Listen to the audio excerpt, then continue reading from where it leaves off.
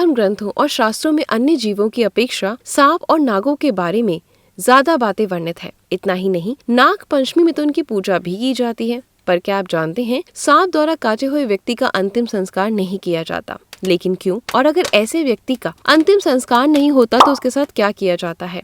तो चलिए जानते हैं इन प्रश्नों का उत्तर। हिंदू धर्म ग्रंथों में शिव के गले में सांप का जन्म और मृत्यु के अंतहीन चक्र यानी पुनर्जन्म का प्रतीक है। सांप कुंडलिनी का भी प्रतीक है, जो सभी मनुष्यों की मूलाधार चक्र में पड़ी है। और जब कोई अपनी आध्यात्मिक यात्रा शुरू करता है और तेजी से दिव्य उन्मुख हो जाता है तो वो ऊपर की ओर उतरता है। चलिए दोस्तों, अब आते हैं अपने मुख्य विषय पर कि क्यों सर्पदंश पीड़ित व्यक्ति का अंतिम संस्कार नहीं किया जाता। दोस्तों, भविष्य पुराण में नाग नागिनों और विषैले सर्पों का विस्तृत वर्णन किया गया है।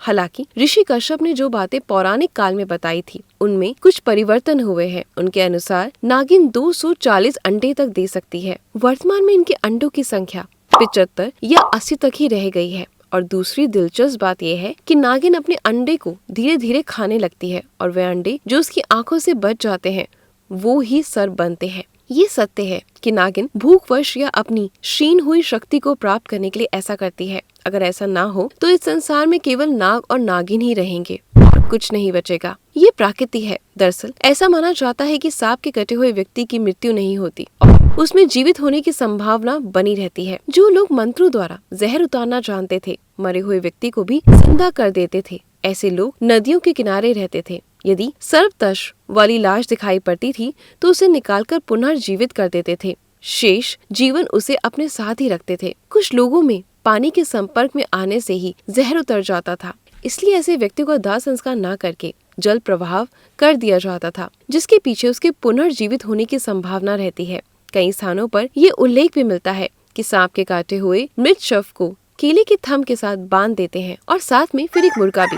उस व्यक्ति को फिर नदी में बहा दिया जाता है। वो शव बहुत दूर निकल जाता है। मुर्गे को जब भूख लगती है तो वो चिल्लाता है या फिर बांग देता है। इसलिए नदी के किनारे बसे हुए लोगों को ये पता लग जाता है कि उस व्यक्ति के साथ क्या हुआ है। अगर कोई उत्तम विषधर होता है तो उसके पास ले जाया जाता है और वो अपनी पूरी प्रयत्न से उसको बचाने का प्रयत्न करता है। इस पूरी प्रक्रिया में उसे 2 या 3 दिन लग जाते हैं। इसके लिए उस मृत शरीर पर जगह जगह काटना पड़ता है, किंतु ऐसे कम लोग ही होते हैं जो बचा पाते हैं। गाँव के बुजुर्ग बताते हैं कि गाँव में अगर कोई सर्पदंश होता है तो एक स्पेशल बाजा होता था जो रात को बजाया जाता था, जो 10 किलोमीटर दूर तक सुनाई देता था। उत्तम से उत्तम विषम जाते थे और उसको बचाने का प्रयत्न करते थे।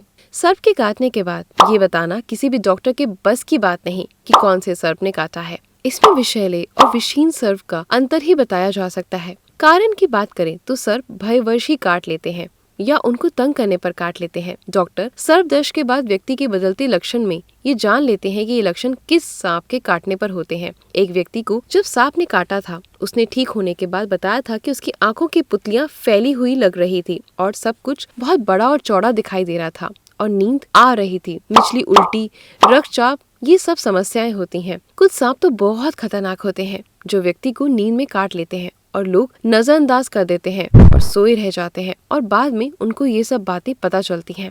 तो दोस्तों, इसके अलावा हमारे पूर्वज जो प्रकृति से उसकी हर गतिविधि से ही सबक लेते रहे थे, वो सांप की एक एक गतिविधि से वाकिफ थे। उसकी चपलता, आक्रामकता, छिपे रहने की कला और बिना खतरे के एहसास की शांति से रहने की प्रवृत्ति और खतरा भापते ही बचाव और सटीक घात लगाने के कौशल से ही परिचित थे।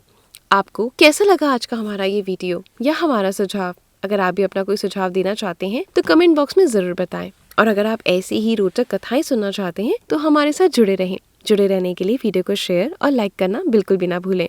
धन्यवाद।